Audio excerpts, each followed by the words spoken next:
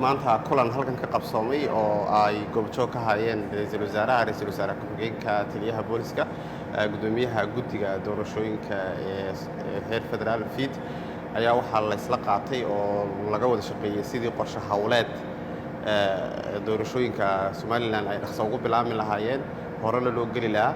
waxaa la isla qaatay oo laga wada shaqeyn doono insha allahu tacaala halkan la isla qaatay in labada wiiga soo socda doorashooyinka ay si fiican oo hufnaana uga bilaabmaan.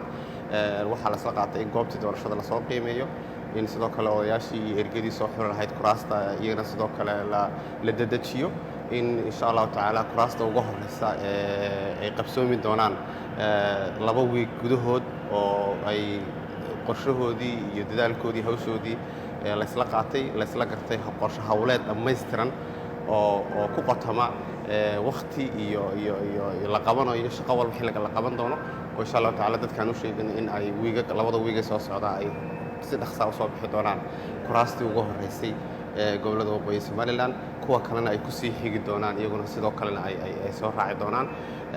wax fiican oo si wanaagsan wax noogu socdaan odayaashii hadday tahay ra'iisul wasaare ku-xigeenka, hadday tahay gudoomiyaha aqalka sare Cabdixaashi Cabdilaahi iyo siyaasiyiinta kale ee gobollada waqooyi dhammaantoodba waxay habi ku yihiin oo ku faraxsan yihiin haddana si qurux badan oo wanaagsan doorashadu noogu socdo.